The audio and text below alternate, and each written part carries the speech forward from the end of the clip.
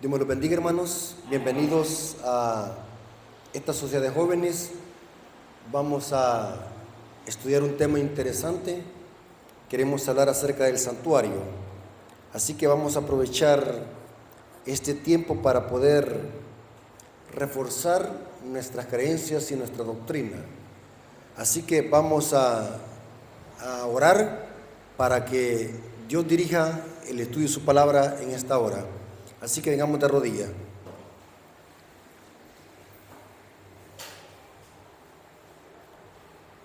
Padre nuestro que estás en el cielo, santificado sea tu nombre.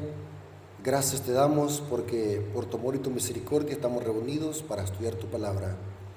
Danos discernimiento, danos ese consolador, el Espíritu de verdad que nos guía a la verdad. Bendice nuestro corazón y nuestro intelecto, que todo tu pueblo pueda quedar claro de este interesante tema que es sobre el santuario. Acompáñanos en esta hora, te lo suplicamos en el nombre de Jesús. Amén. Ok, hermanos, sean bienvenidos a esta clase teológica y sistemática sobre el santuario. El santuario, hermanos, es el pilar distintivo de la Iglesia Adventista del Séptimo Día. Podemos compartir muchas creencias con otras iglesias, pero la doctrina del santuario es única y exclusiva del pueblo adventista. Sería ley de que todo adventista conociera este importante tema, esta importante creencia, que es la doctrina del santuario. Los adventistas del séptimo día tenemos un concepto mucho más profundo de la salvación, porque conocemos el santuario. En el santuario está plasmado el plan de salvación en símbolos y tipos. Los que conocen el santuario conocen la Biblia. Toda la Biblia está fundamentada en el santuario. El santuario es el evangelio en símbolos y tipos. Cada aspecto del santuario representa algo en el plan de salvación. Sobre este tema se han escrito miles de libros sobre el tema del santuario. En lo personal, el tema del santuario es el tema preferido que a mí me gusta estudiar. Me gusta mucho estudiar el santuario. Saben de que los que estudian el santuario se les es fácil poder explicar esos textos difíciles de entender. Los que conocen el santuario les es fácil poder explicar esos textos a los protestantes que tuercen para atacar la ley de Dios y el sábado. Esos textos difíciles de entender sobre el estado de los muertos solamente se pueden entender a la luz del santuario. Todas las profecías de Daniel y Apocalipsis están fundamentadas en el santuario, todo. O sea que el santuario lo vemos en toda la Biblia. En este caso, vamos a estudiar dos palabras que solamente se pueden entender a la luz del santuario. Muchas veces hemos leído este texto que vamos a leer a continuación y ni sabemos qué significa. Para saber qué significa, lo vamos a desmenuzar a la luz del santuario. ¿Cuál texto? Hechos 3:19. Quiero que tomen sus Biblias, hermanos, porque vamos a tener una clase teológica. Aprovechen este material, hermanos, porque este material no lo va a encontrar en cualquier lugar. Así que son bienaventurados los hermanos que se hicieron presentes en esta tarde, porque vamos a enriquecer nuestro conocimiento con material sólido. Hechos 3:19 dice el apóstol Pedro: así que arrepentíos y convertíos para que sean borrados nuestros pecados, para que vengan de la presencia del Señor tiempos de refrigerio. ¿Para qué hay que arrepentirnos? ¿Y para qué hay que convertirnos? Para que sean borrados nuestros pecados. La pregunta es, ¿de dónde van a ser borrados?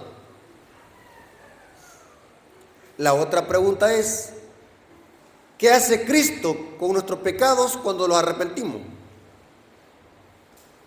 En la Biblia tenemos dos términos que son diferentes: borrar pecados y perdonar pecados. Noten lo que dice Hechos 2:38. El mismo apóstol Pedro dice lo siguiente. Hechos 2:38 dice: Pedro les dijo: arrepentíos y bautícese cada uno de vosotros en el nombre de Jesucristo para perdón de pecados y recibiréis el don del Espíritu Santo. La pregunta es: ¿cuándo es que Dios perdona nuestros pecados y cuándo es que los borra? ¿Y de dónde es que los borra? Si usted le pregunta estas preguntas a un protestante, le va a decir lo siguiente: que en la cruz Cristo perdonó nuestros pecados y los borró.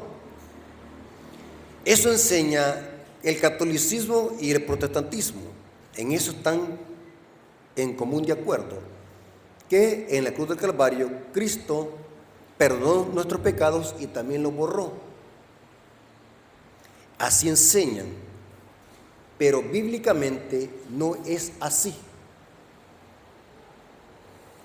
¿Cuándo es que Dios nos perdona y cuándo es que Dios borra nuestros pecados? La mayoría de protestantes creen de que en la cruz del Calvario Cristo hizo y completó la expiación. Pero la Biblia tiene un concepto mucho más profundo de lo que es la expiación y lo que es los términos perdonar pecados y borrar pecado. Y lo vamos a estudiar a continuación, estos dos términos. ¿Cuándo es que Dios perdona nuestros pecados y cuándo es que los borra y de dónde los borra? Esto solamente se puede entender a la luz del santuario. Si usted desconoce el santuario, va a andar interpretando la Biblia fuera de contexto. La Biblia no se interpreta con opiniones personales. La Biblia es su propio intérprete. Este texto de borrar pecados solamente se puede entender a la luz del santuario. Y vamos a ver de que la única forma de borrar pecados o la única forma de que Dios borra nuestros pecados es a través de un proceso que solamente se puede entender a la luz del santuario. Agarren esta información. ¿Están aquí todavía? Quiero que se concentren porque lo que viene es interesante. Van a salir empapados de conocimiento en esta tarde. Y cuando ustedes conozcan este tema van a decir: tremendo, no había entendido esto, no lo entendía. Babilonia no entiende esto porque desconoce el santuario. Los protestantes y católicos, cuando se les habla del santuario, se quedan pasmados. No saben qué es el santuario. Inclusive dicen de que el santuario es invento de Elena de White. Babilonia, están ¿qué? Emborrachados con el vino de Babilonia. No entienden estos temas. El santuario, hermanos, los ayuda a quitar la llave a estos enigmas. Vamos a ver a la luz del santuario de que en el santuario terrenal, que era una copia del celestial, habían dos servicios. Uno diario, que se le conocía como el continuo, que en el griego es tamid, y un servicio anual llamado el día de la expiación, que se hacía en el lugar santísimo del santuario. O sea, el tamid, que tiene que ver con el continuo, servicio diario, era una liturgia que se hacía en el atrio y llegaba hasta el lugar santo. Ese oficio se le llamaba el continuo, mientras que el servicio anual se hacía solamente en el lugar santísimo una vez al año, y ese oficio o esa liturgia se le llamaba el Gran Yom Kippur o el día de la expiación. Pero es interesante para que entendamos los términos perdonar pecados y borrar pecados. En la cruz Cristo perdonó nuestros pecados, pero no los borró. Entonces la pregunta es ¿cuándo es que lo borra? ¿Y cómo lo borra? Tenemos que ir al santuario, porque tenemos que saber dónde están nuestros pecados para que así Dios los pueda borrar. Es interesante, hermano, que habían dos formas de contaminar el santuario en la liturgia hebrea. Dos formas de contaminar el santuario. La primera forma era legalmente a través de la sangre del cordero. Cuando alguien había pecado, dice la Biblia que iba a conseguir un cordero y confesaba los pecados en la cabeza del animal y después lo degollaba. De esa manera el sacerdote tomaba la sangre y la introducía en el santuario, y de esa manera el santuario quedaba contaminado. O sea que el pecador simbólicamente, en virtud a la sangre del cordero que simboliza a Cristo, simbólicamente el pecador quedaba perdonado por la sangre del cordero, pero sus pecados entraban ¿a dónde? Al santuario. O sea que la sangre en la economía judía tenía dos funciones: servía para perdonar al pecador, pero también contaminaba el santuario. O sea, el vehículo era la sangre. La Biblia dice que sin derramamiento de sangre no hay remisión de pecado. O sea que la sangre servía para perdonar al pecador, para hacer expiación y también para contaminar el santuario. O sea que la sangre tenía dos funciones: limpiaba al pecador, pero al mismo tiempo contaminaba el santuario. Eso era la forma legal de introducir pecados al santuario. Noten cómo dice Levítico 4, versículos 1 al 5. Habló Jehová a Moisés diciendo: habla a los hijos de Israel y diles: cuando alguna persona pecare por yerro en alguno de los mandamientos de Jehová sobre las cosas que no se han de hacer, e hiciera alguno de ellos, y si el sacerdote ungido pecare según el pecado del pueblo, ofrecerá a Jehová por su pecado que habrá cometido un becerro sin defecto para expiación. Traerá el becerro a la puerta del tabernáculo de reunión delante de Jehová, y pondrá su mano sobre la cabeza del becerro y lo degollará delante de Jehová. Y el sacerdote ungido tomará la sangre del becerro y la traerá al tabernáculo de reunión. Noten que los pecados pasaban ¿a dónde? Al santuario. El santuario simbólicamente quedaba contaminado por la sangre, porque en la sangre iban los pecados, simbólicamente hablando. Y a menos que entendamos el símbolo, nos va a ser imposible entender la realidad de lo que Cristo hace en el santuario celestial. Este es el problema de los protestantes que quieren interpretar el libro de Hebreos, el libro de Apocalipsis, los evangelios, sin conocer el santuario. Porque toda la Biblia está fundamentada en el santuario. Noten que esta era la forma legal de contaminar el santuario, a través de la sangre. El pecador quedaba perdonado, pero ahora el problema lo tenía Dios, porque su santuario estaba ¿qué? Contaminado. ¿Captaron? O sea que los pecados no habían sido borrados, porque del pecador habían pasado ¿a dónde? Al santuario. El pecador había sido perdonado, pero los pecados no habían sido borrados, aún permanecían ¿a dónde? En el santuario. ¿Están conmigo? Esto lo desconocen los protestantes, lo desconocen. Ahora, había otra forma de contaminar el santuario, y era la manera ilegal. La legal era a través de la sangre que se introducían los pecados al santuario, pero estaba la manera ilegal. ¿Cuál era? Cuando el pueblo caía en apostasía, también contaminaban el santuario, pero era ilegalmente. O sea, todos los pecados, ya sean legales o ilegales, entraban siempre al santuario y lo contaminaban. Pero unos entraban legalmente a través de la sangre y los otros pecados ilegal.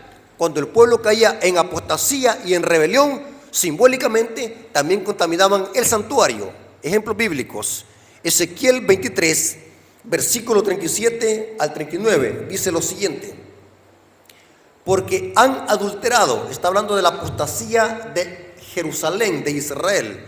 Aquí está hablando de adulterio espiritual, porque han adulterado y hay sangre en sus manos, han fornicado con sus ídolos, y aún sus hijos que habían dado a luz para mí, hicieron pasar por el fuego, quemándolos.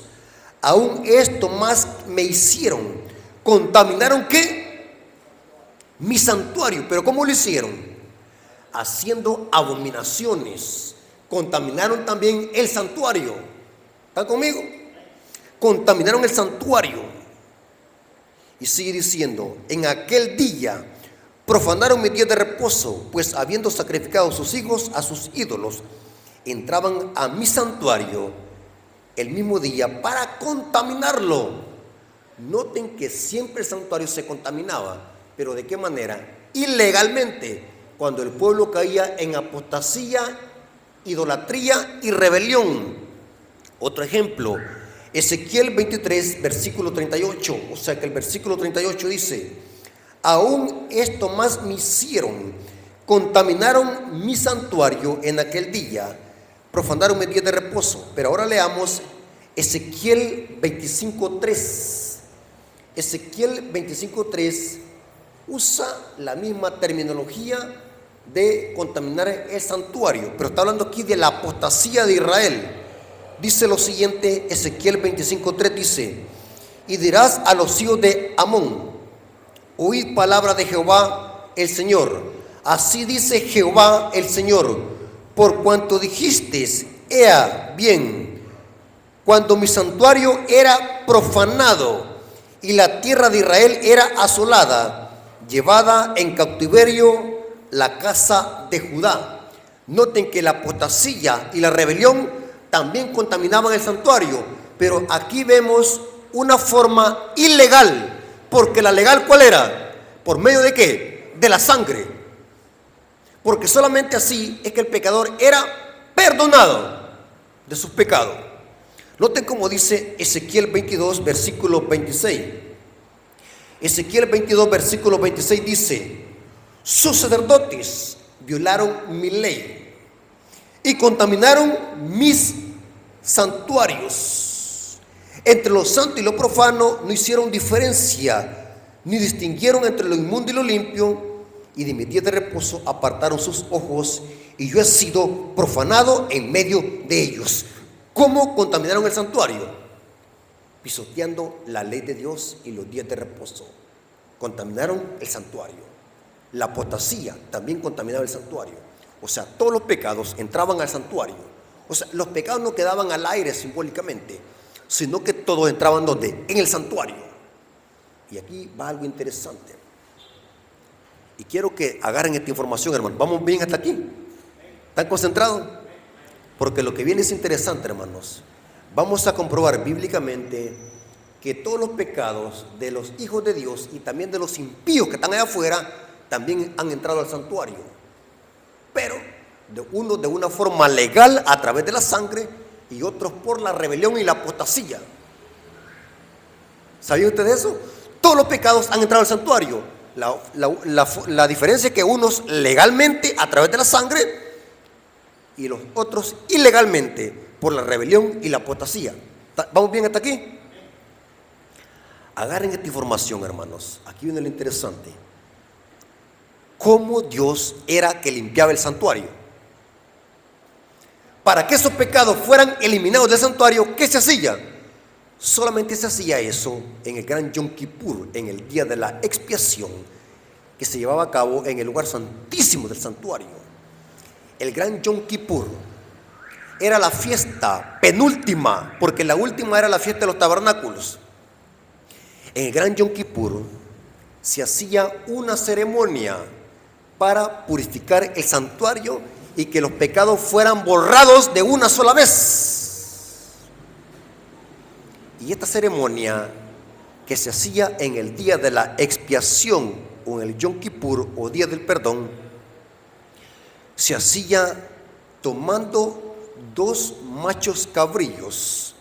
Eso lo dice Levítico 16, donde presenta esta gran ceremonia del día de la expiación o el día del perdón. En otras palabras, al estudiar el santuario, la expiación no terminó en la cruz. En la cruz inició la expiación. La expiación tiene que ver con borrar los pecados del santuario. Dios nos ha perdonado, pero nuestros pecados están en el santuario, se han introducido en el santuario y Dios tiene que borrarlos del santuario. ¿Y de qué manera lo hacía? Se tomaban 2 machos cabríos, uno para Jehová y otro para Azazel. Eso lo dice Levíticos 16. El que era para Jehová era sacrificado, era degollado y se hacía expiación. Pero había un macho cabrío que se le llamaba Azazel. Este macho cabrío era enviado al desierto y allí era desterrado en el desierto. Es interesante. Noten cómo dice Levítico 16, versículo 10. Mas el macho cabrío sobre el cual cayere la suerte de Azazel. La palabra Azazel es una palabra compuesta. ¿Saben qué significa? Significa cabra o chivo emisario enviado al desierto. La tradición judía decía de que cuando este macho cabrío era enviado al desierto, era contratado una persona especializada y capacitada para poder llevar este macho cabrío al desierto, para que no se le fuera a escapar, porque si se le escapaba, la tal persona pagaba con su vida. Por eso es que tenía que ser alguien que fuerte, que tuviera experiencia en llevar este macho cabrío Azazel al desierto. Y la tradición judía dice de que este hombre fuerte buscaba un acantilado y sobre allí lo dejaba ir para que se matara el macho cabrío. Pero era enviado al desierto el macho cabrío. ¿Saben algo interesante, hermano? Satanás siempre ha sido simbolizado por un macho cabrío. Yo pasé casi mi vida entera en el ocultismo. Conozco la Biblia satánica de Lavey, Santos Lavey. Conozco el Criconomecrón. He leído libros de brujería. Los satanistas usan la cara de una cabra para representar al diablo, el macho cabrío Baphomet. Los satanistas representan al diablo como un macho cabrío. Muchos, si tienen curiosidad, o mejor no lo vayan a buscar, pero si ustedes meten a internet y buscan qué es el Baphomet, es una cabra con cuerpo humano híbrida con, no puedo decir las palabras porque no es correcto decir esas palabras aquí, pero el diablo siempre ha mezclado la brujería con órganos sexuales, el Baphomet. Inclusive en Estados Unidos hay un monumento en honor a Satanás, un macho cabrío, el Baphomet. La estrella de 5 puntas es la invertida, es la cara de una cabra, la estrella de 5 puntas. Saben que en el árbol de Navidad ponen esa estrella, la estrella de 5 puntas, es la cara del diablo, la estrella de 5 puntas. ¿Cuántos ponen árbol de Navidad en su casa? Levanten la mano. ¿Cuántos ponen árbol de Navidad? Adventistas que no han salido de Babilonia todavía ponen árbol de Navidad. Le ponen la estrellita y qué linda la estrellita, hasta se toman fotografía. Es el pentagrama, la cara del macho cabrío Baphomet. Sí. El demonio desde la antigüedad era representado por una cabra, el macho cabrío. La estrella de 5 puntas. Los satanistas usan, los rockeros usan la estrella de 5 puntas. ¿Cuánto han visto ustedes el rock? Yo anduve mucho metido en rock. Si alguien quiere saber de música, yo soy el que sé más de música, de rock. ¿Ah? sea, hablo no porque me lo contaron, yo no ando repitiendo como loro lo que otro me dice, tengo que investigar yo por mí mismo. O sea, lo que le estoy contando es material de primera mano, no es porque alguien me lo contó. El macho cabrillo es representación de Satanás. Azazel representa a Satanás en el santuario. El macho cabrillo, la cabra masónica. Tremendo, hermanos. Hay adventistas que ni saben qué significa y andan poniendo cosas en sus casas. Sí, tremendo, hermanos. Así que si usted tiene alguna estrella de 5 puntas en su casa, es una representación del macho cabrillo Baphomet, del demonio. Tremendo, hermano. El pentagrama, el macho cabrillo Azazel, significa chivo emisario enviado al desierto. Pero ¿por qué no era muerto ni degollado, sino que era desterrado al desierto? Porque aquí vemos una profecía compacta. Noten cómo dice Levítico capítulo 16, versículos 20 al 22.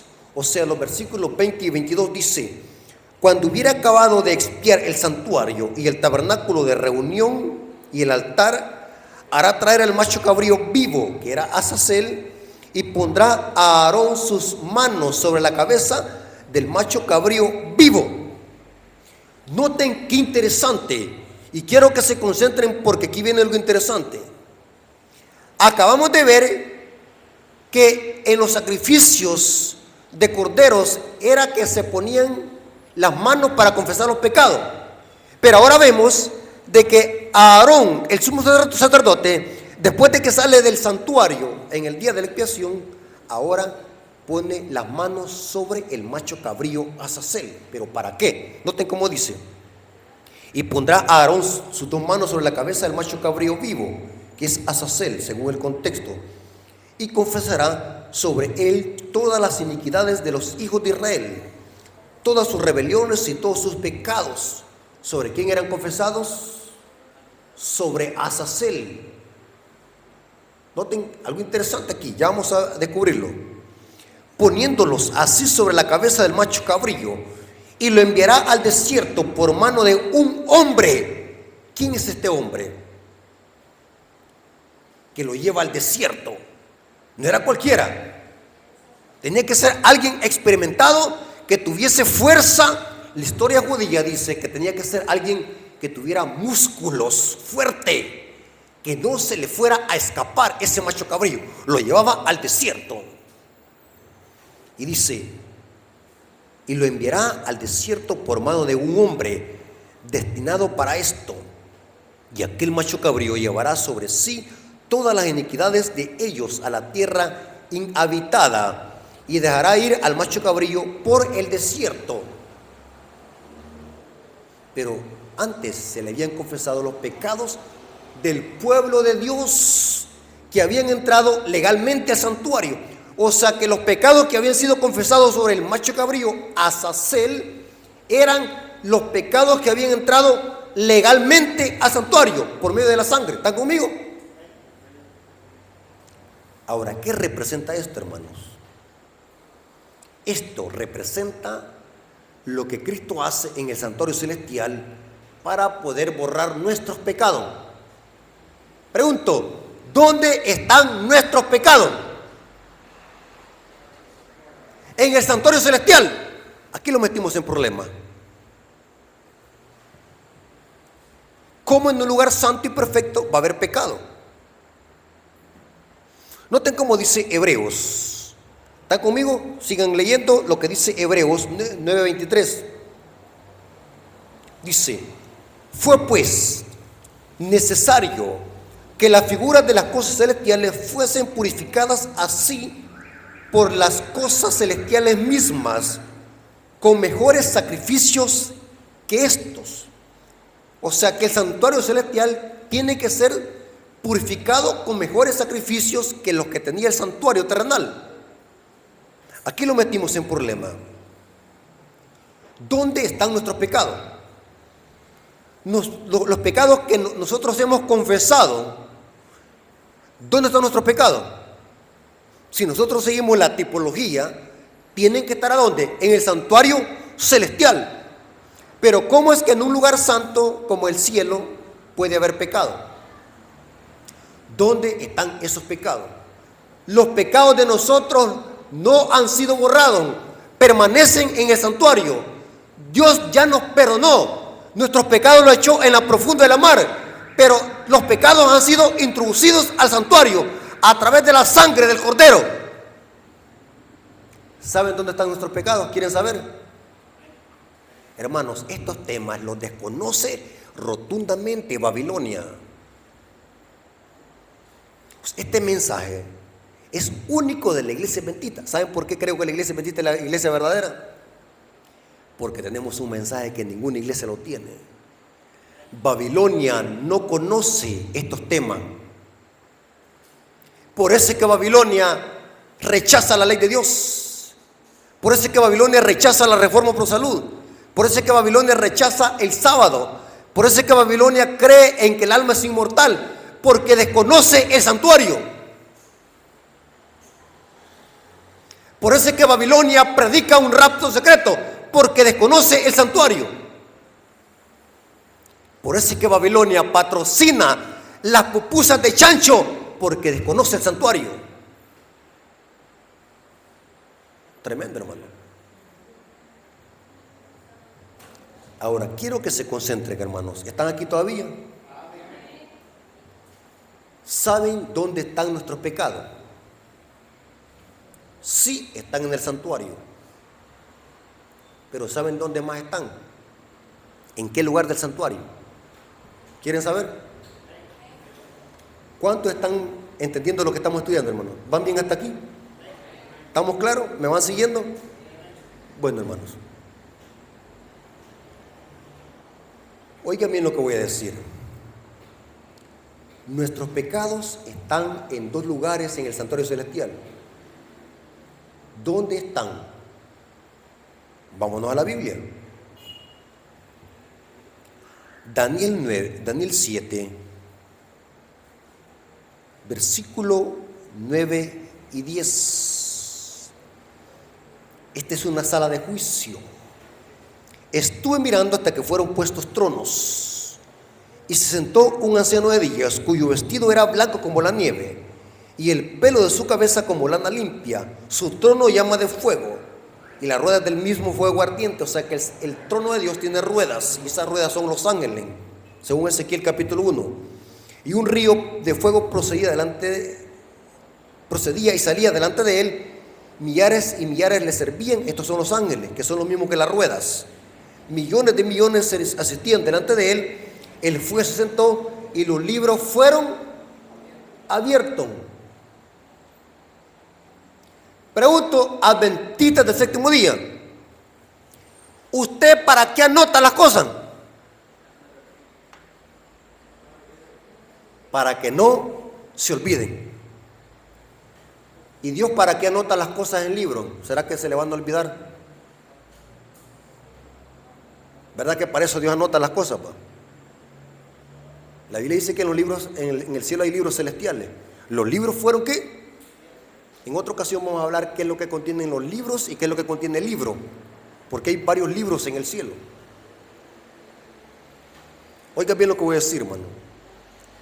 El hecho de que Dios registra todas las acciones y pecados, buenas obras y malas, en los libros, no es para que a Él se le olvide, sino para informar a los seres del universo que no conocen la mente del ser humano. O sea que los registros celestiales es para informar a todo el universo de lo que Dios hace en el juicio. Dios no necesita registrar nada ni hacer juicio para saber quién es fiel y quién no, quién es hijo de Dios verdadero y quién es falso. Dios lo sabe. Quienes no saben eso, ¿quiénes son? Los seres de todo el universo, incluyendo a los ángeles. O sea que, en otras palabras, el juicio se hace en base a lo que hay en los libros. Ahora la pregunta es, ¿dónde están nuestros pecados en el santuario? Registrados en los libros. O sea que de los libros celestiales tienen que ser borrados esos pecados. ¿Están conmigo? Para eso es el juicio. El juicio se hace en base a lo que hay registrado en los libros. Salomón dice, porque Dios traerá toda obra a juicio, sea bueno, sea mala. Yo les hago una pregunta y alguien me dijo así, bueno hermano, ¿por qué Dios no hace el juicio en base a la fe? Dios pudiese hacer el juicio en base a la fe, pero eso serviría solamente para informarse él mismo, de nada sirve. Dios sabe quién es fiel y quién no. Quienes no saben son los seres creados. Así que Dios lo hace en base a las obras, porque las obras manifiestan la fe que nosotros tenemos. Por eso es que el juicio se hace en base a las obras. Y todas las obras están registradas ¿a dónde? En los libros celestiales. O sea que nuestros pecados, ¿a dónde están? En los libros celestiales. Y tienen que ser borrados. ¿Y cómo se borran? Haciendo el mismo procedimiento que se hacía en el santuario. Ahora, quiero que agarren esta información. ¿Vamos bien hasta acá? Ahora, hermano, quiero que se concentren acá.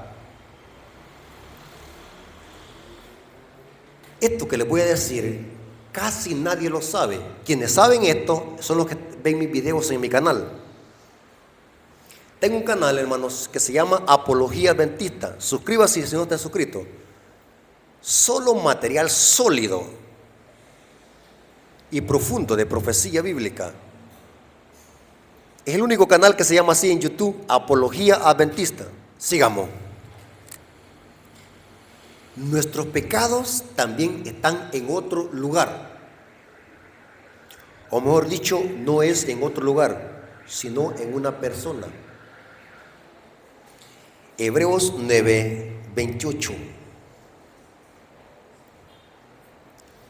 Hermanos, me encanta estudiar la Biblia a profundidad. Y eso quiero que ustedes sean también, hermanos, que sean estudiosos profundos. No se conformen con solamente ser lectores superficiales. Eso de aprenderse versículos de memoria, hasta los loros lo hacen. Yo necesito que ustedes sean estudiosos profundos de la Biblia, que la escudriñen y profundicen. ¿Dónde están los pecados que han sido introducidos legalmente por la sangre? ¿A quién simbolizaban esos corderos que eran muertos en el continuo? A Cristo.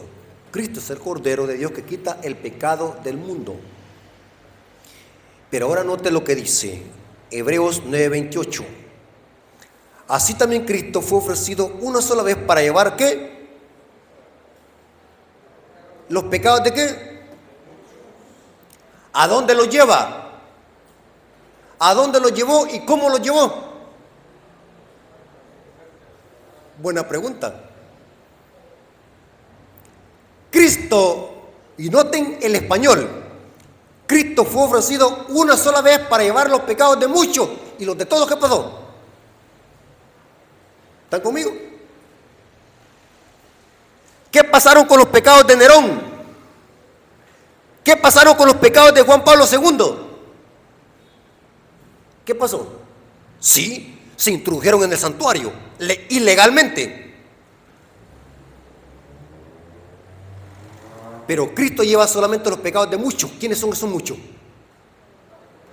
Los que ¿qué? Han introducido los pecados legalmente a través de la sangre. Los que se han arrepentido. ¿Están conmigo? Aquí viene algo interesante. Un versículo que todos se conocen de memoria. ¿Cuál es el versículo más famoso de la Biblia? Juan 3:16. Porque de tal manera amó Dios al mundo. Ay, qué lindo. Lloremos, hagamos una... Hasta la gente llora cuando hoy escucha eso en las campañas. Qué lindo. Cristo dio la vida por nosotros, pero no leen la otra parte. De tal manera amó Dios al mundo que dio su único hijo. Pero ¿quiénes son los que se salvan? Para que todo aquel que en él crea. Pero también los demonios creen, dice Santiago.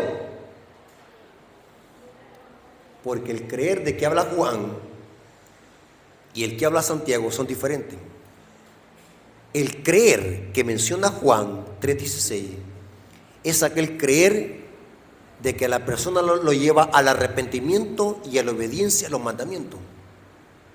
Mientras que el creer del diablo es un creer solamente teórico. El diablo sigue siendo demonio, aunque la información la tiene ¿dónde? En la mente. El diablo sigue siendo demonio. Cristo en la cruz del Calvario hizo provisión para toda la humanidad. Pero ¿quiénes son los que se van a hacer salvos o beneficiados por ese sacrificio? Los que en Él creen. El que no cree ya ha sido ¿qué? Condenado.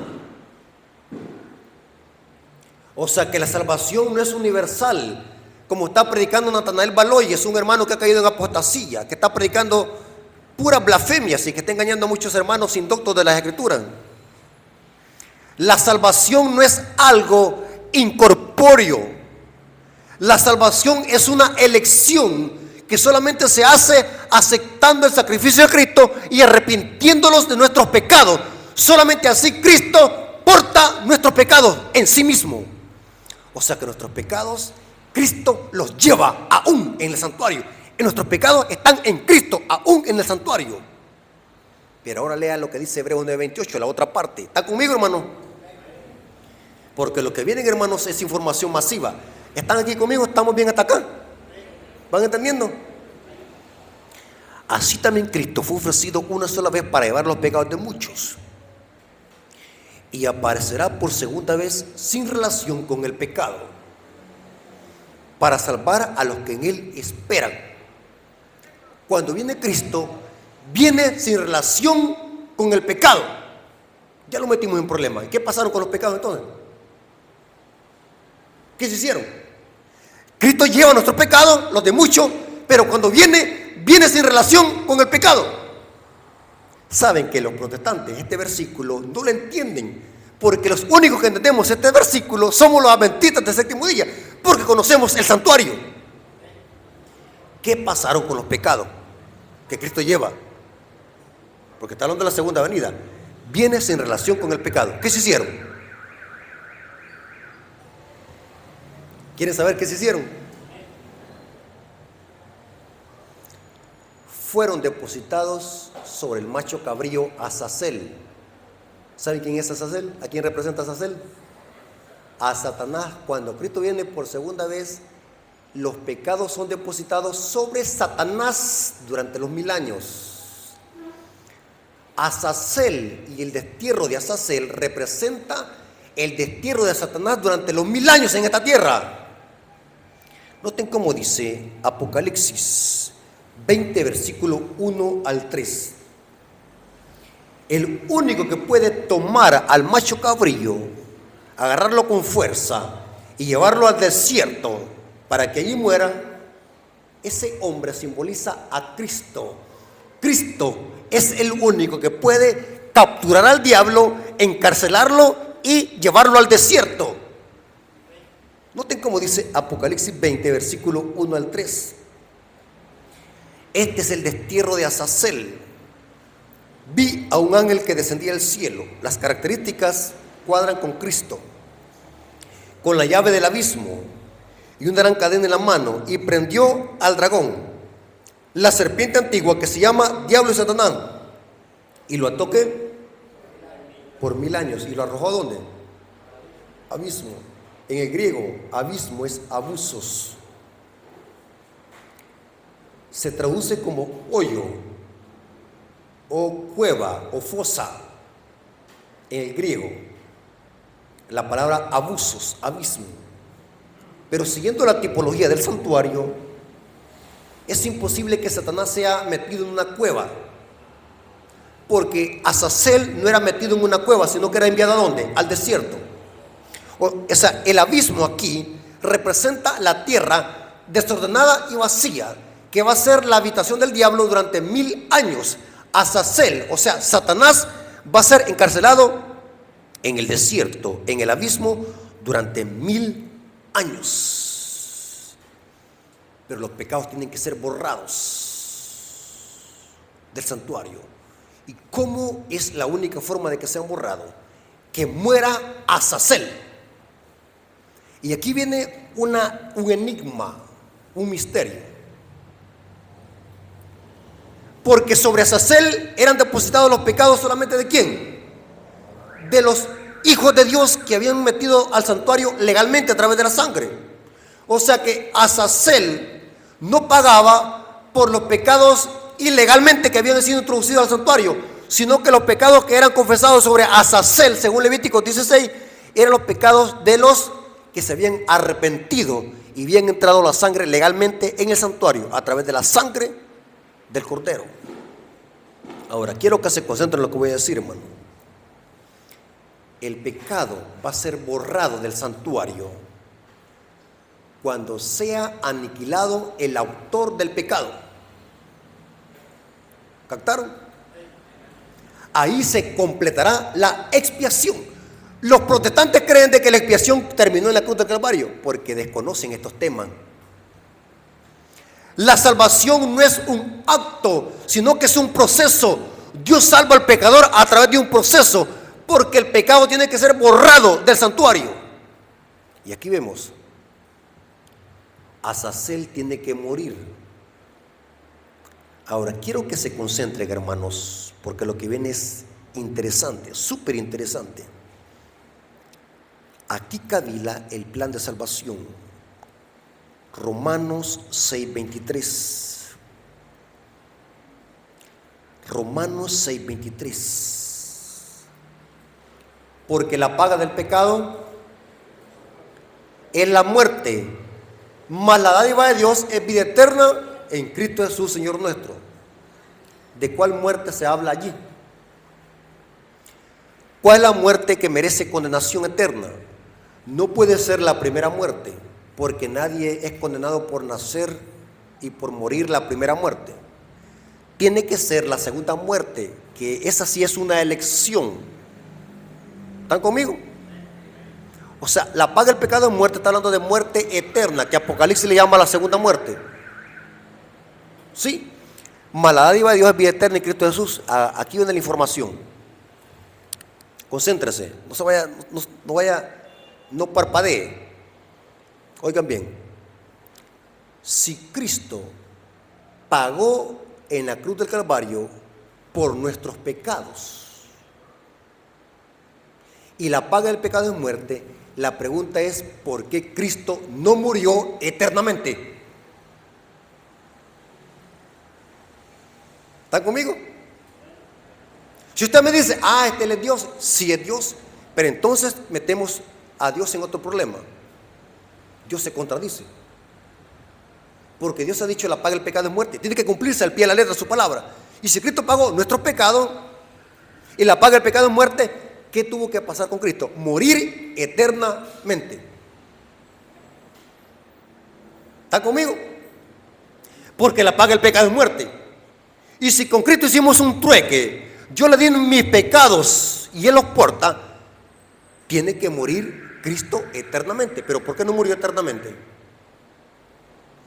Cristo tiene que sufrir la muerte segunda, si es que pagó mis pecados. ¿Están conmigo? Esto se puede entender solamente a la luz del santuario. Cristo, aunque pagó por nuestros pecados, Él no es el culpable del pecado. En quien se va a cumplir la paga del pecado en muerte es en Azazel. ¿Está conmigo? Azazel va a ser el que va a sufrir la muerte segunda. ¿Y saben quiénes más? Los impíos. Porque aunque los pecados se introducieron ilegalmente al santuario, ahí están los pecados de los impíos, pero ahora los mismos impíos van a pagar por sus propios pecados. Porque hay dos formas de pagar el pecado.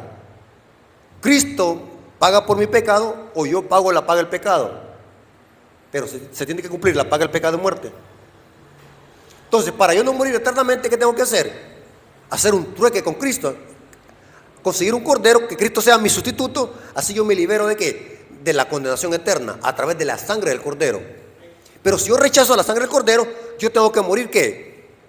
Y pagar la muerte segunda. Satanás es el autor del pecado.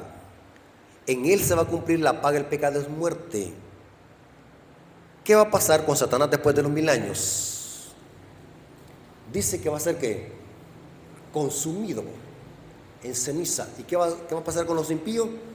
El que no fue hallado en el libro de la vida fue lanzado ¿qué? Al lago de fuego.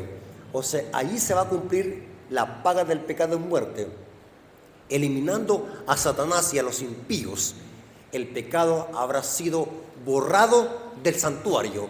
Y allí se va a cumplir lo que dice: para que sean borrados nuestros pecados. El pecado será borrado del universo hasta que Dios aniquile a Satanás, el autor del pecado. Noten cómo dice Patriarcas y Profetas, página 326, párrafo 1, dice: así como la expiación final, los pecados de los arrepentidos han de borrarse de los registros celestiales